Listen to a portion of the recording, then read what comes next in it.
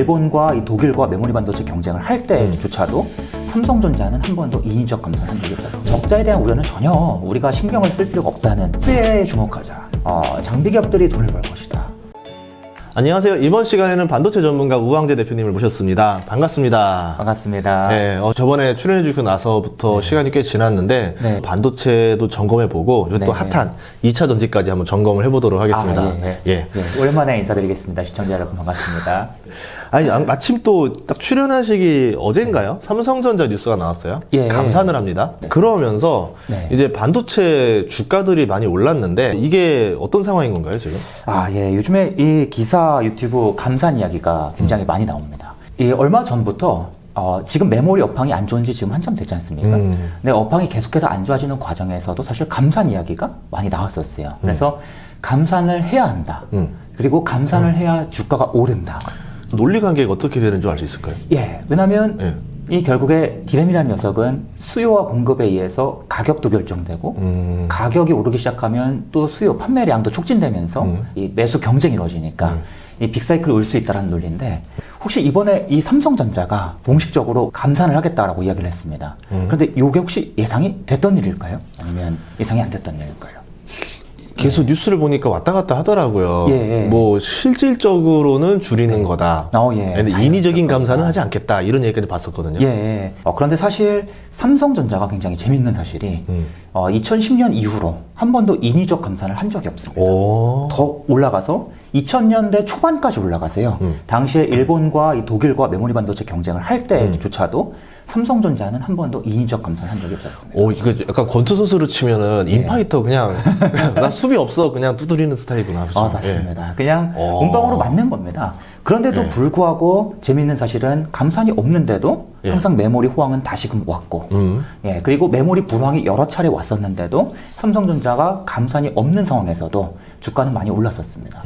그런데 이번에는 유별나게 우리가 공식적으로 감산을 하겠다, 그것도 인위적 감산을 하겠다라고 발표를 한 상황이기 때문에 굉장히 이례적인 상황이다라고 볼 수가 있겠죠. 그럼 이게 안 좋은 소식일 수도 있는 거예요? 엄밀히 말씀드리자면 너무 안 좋기 때문에 감산을 선택했고, 주식시장에서는 1년을 앞서 보기 때문에 그래서 주가가 이미 앞으로의 불황을 모두 반영하고 있는 상황에서 감산 이야기까지 나오니까 이거 예상했는데 주가가 굉장히 크게 뛰고 있는 상황이다.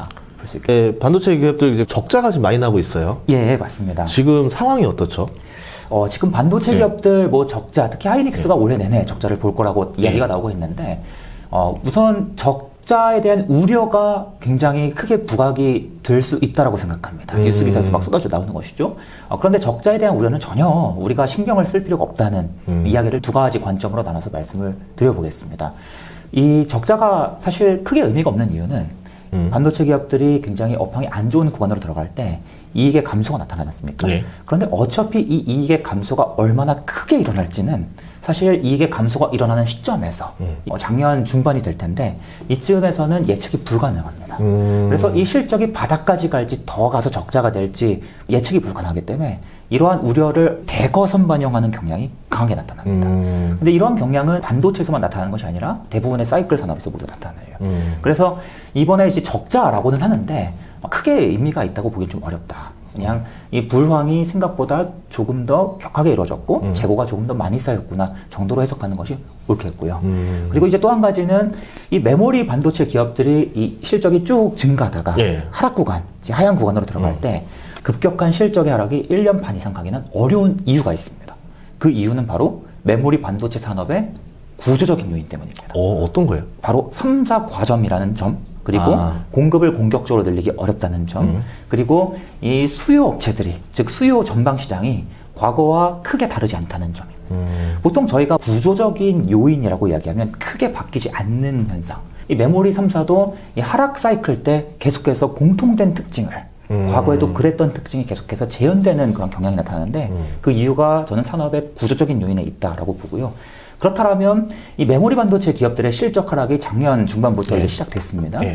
그러면은 보통 이 실적 하락이 시작되는 구간이 보통은 주가 최저점입니다. 왜냐하면 그래서 이미 주가 바닥 구간은 실적 하락이 시작된 작년 3분기부터 만들어지기 시작했고 사실 과거의 수많은 사이클 산업들을 분석해 보면 꼭 메모리 반도체가 아니라 뭐 철강, 화학 여러 기업들을 분석해 보면 사실 어느 정도 이 악재가 반영된 상황에서 하락 사이클 구간에서 이 기업이 생각보다 크게 적자로 간다 한들 이 PBR이 많이 올라간다 한들 이 주가에 크게 영향을 못 주는 경향이 강하게 나타납니다. 개인적으로는 이번에도 그러한 그림이 그려지지 않을까 생각이 들고 하이닉스 주가도 계속해서 바닥을 다지는 모습이 나오는 것을 보면 크게 우려할 만한 요인은 아닐 것 같다라고 좀 말씀을 드리고 올 수 있겠습니다. 그러면은 이제 반도체 주식을 사야 되는 때는 오히려 적자가 크게 나고 이제 그때부터 주가가 올라가면서 돈도 못 벌고 적자가 나는데 대체 주가는 왜 오르는 거야? 이런 말이 나올 때 사야 되겠네요.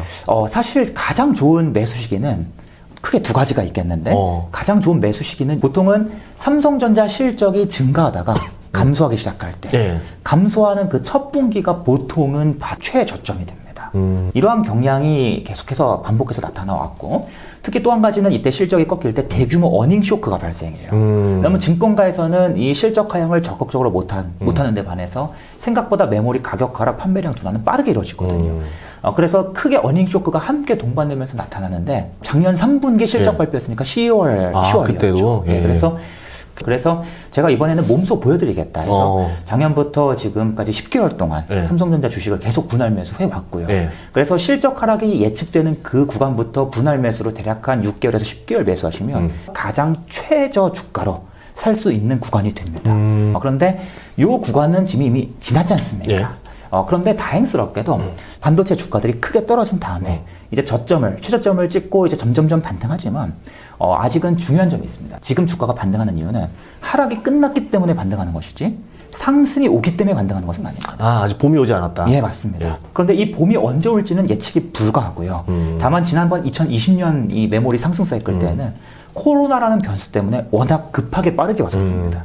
하지만 이번에는 빨리 올 가능성이 꼭 높진 않기 때문에 이 상승이 평소대로 지난번 메모리 사이클들만큼 이루어진다고 하면 이 주가가 이 바닥을 찍었다라는 그 기대감으로 잠시 오르다가 대략 한 6개월 정도 오르다가 다시 한번 크게 조정을 받고 또 이제 상승 사이클을 그리는 경향이 강하게 나타납니다. 그럼 봄이 오기 전까지는 횡보장이 나올 수도 있거나 살짝 내려갈 수도 있다. 맞습니다. 그래서 지금 반도체 기업들의 주가가 많이 오르고 있는데 물론 지금 사신다면 내가 앞으로 한 2년 정도 메모리 상승 사이클이 올 때까지 기다릴 수 있어라고 한다면 지금도 매수하기 좋은 기회가 되겠습니다만 단기 저점을 고려하신다면 앞으로 올해 중반쯤에도 또 매수의 기회가 나올 수 있다라고 좀 개인적으로 생각하고 있습니다. 그럼 지금 삼성전자 가격이 대략 65,000원대란 말이에요. 하이닉스도 한 93,000원대쯤 될 건데 그러면은 다음 상승 사이클을 생각했을 때 약간 가격이 어디쯤이에요? 약간 허리쯤이에요?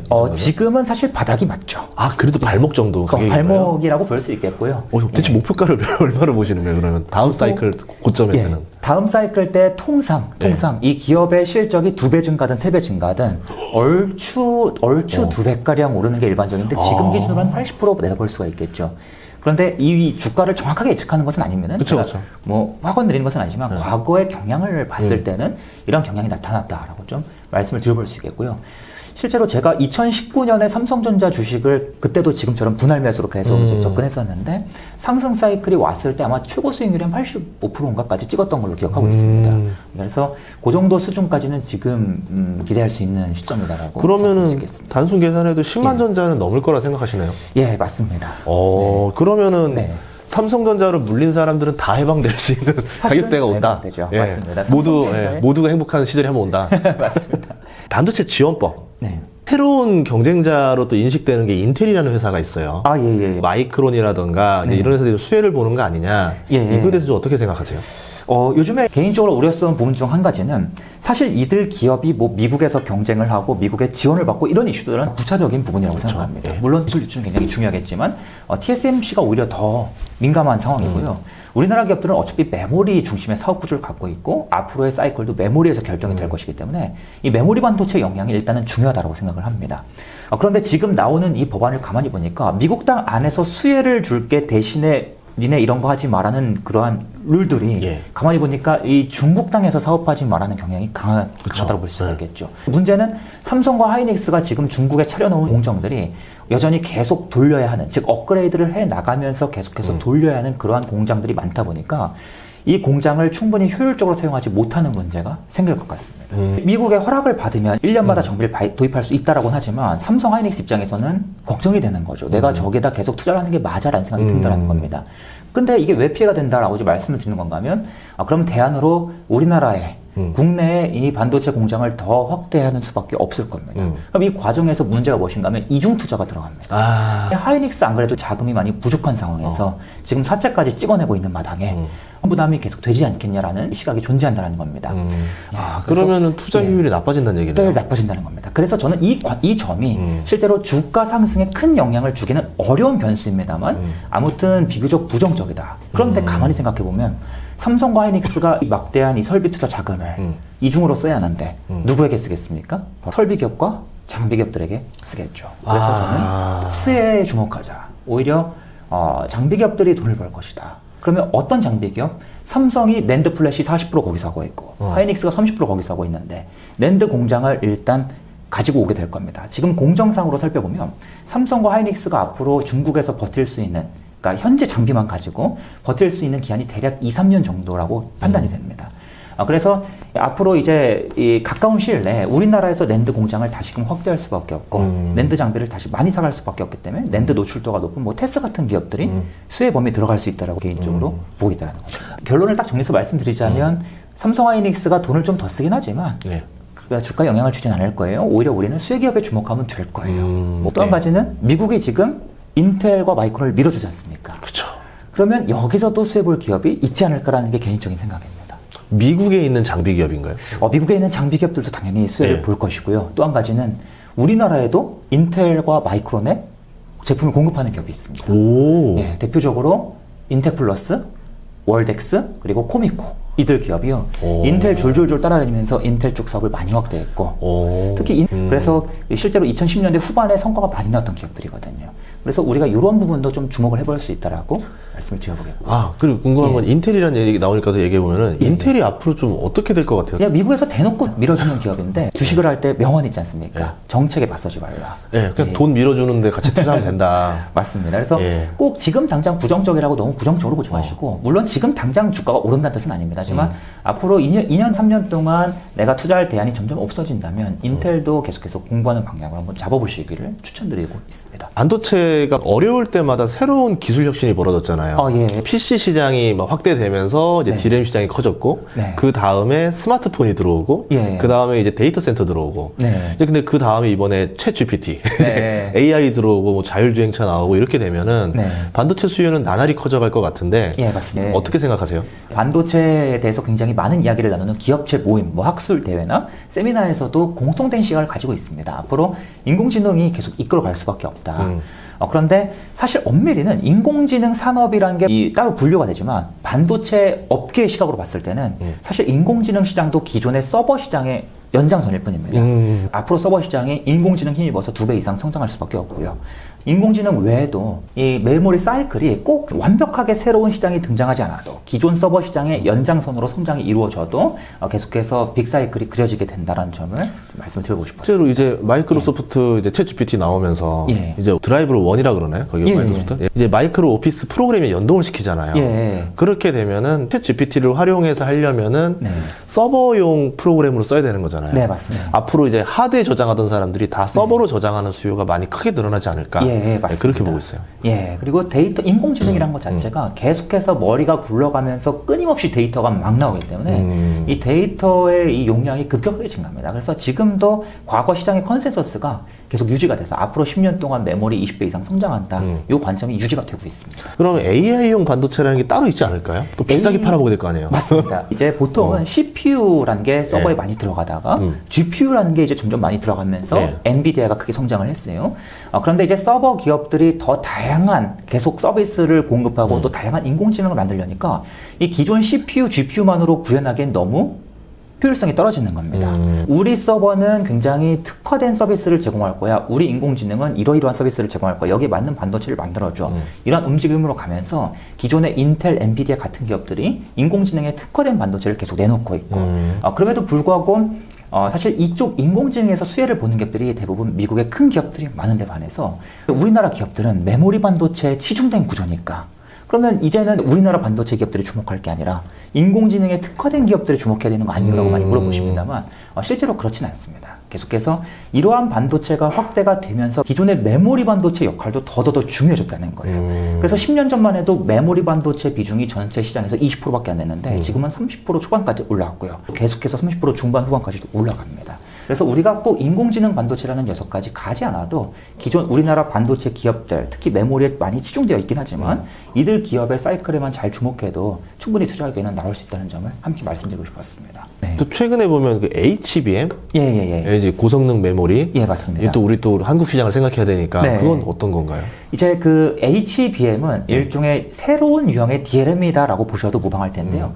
이 컴퓨터를 딱 뜯어보시면 이 CPU가 여기 컴퓨터에 붙어 있고 또 여기에 램이란 녀석이 들어가죠. 초록색 기다란 기판인데 이 기다란 기판에 DRAM 칩들이 붙어 있는 거예요. 컴퓨터에 CPU랑 DRAM이 따로 붙어 있어요. 이게 왜 문제가 되냐면 이 둘이 계속해서 데이터를 주고받으면서 컴퓨터가 돌아가는 것인데 둘이 너무 거리가 멀어요. 그리고 이 둘 사이에 통로가 몇 개 없습니다. 커다란 메인보드 기판에 만들어져 있는 회로를 통해서 신호가 오가는 것인데 회로가 너무나 부족한 거예요. 그래서 한 번에 대량의 데이터를 보내고 주고받으면서 막 통신을 하고 싶어도 빠르게 동작하지 못하다 보니까 어떻게 하자? 이제는 CPU를 만들 때 일부 영역의 CPU를 만들고 그 옆에 DRAM을 한꺼번에 붙여버리자. 그것도 첨단 공정으로 붙여서 통로를 잔뜩 만들어주자. 요 개념이 이제 HBM이다라고 볼 수 있겠습니다. 테슬라가 기가팩토리 만들듯이 이제 CPU도 기가팩토리처럼 다 모여 이렇게 되는 거예요? 맞습니다. 그래서 요 HBM 탑재된 CPU를 딱 뜯어보시면 왼쪽에는 인텔이 만든 CPU가 있고 오른쪽에 DRAM 칩이 붙어 있는데 이제는 CPU 기업이 인텔이 DRAM까지 만들어요? 근데 그렇진 않고요. 사오는 겁니다. 삼성 하이닉스로부터 사와서 인텔만의 고유한 복잡한 공법으로 요게 이제 후공정의 트렌드가 됩니다. 어려운 공법으로 두 칩을 하나의 칩으로 이어 붙인 다음 원칩화시켜서 출시하는 겁니다. 그래서 요 HBM이 주로 어디에 쓰이는가? 이제 서버용 칩들 중에서도 가장 비싼 녀석. 작년에 사파이어 래피즈라는 CPU가 나올 거야 하다가 올해 나왔어요. 근데 이 사파이어 래피즈가 정말 비싼 서버용 CPU인데 사파이어 래피즈 중에서도 비싼 녀석, 비싼 녀석에 HBM이 탑재가 됩니다. 그래서 최고 사양에는 HBM이 들어가는구나. 이 HBM이 앞으로는 점점점 기술이 보편화가 되면 한 10년 뒤에는 우리 집 컴퓨터까지도 들어오지 않겠어? 이렇게 지금 예측이 되고 있는 겁니다. 궁금한 것들이 많았는데 오늘 또 상세하게 또 설명해 주시고 거침없이 또 다 말씀해 주셔서 고맙습니다. 예, 감사합니다.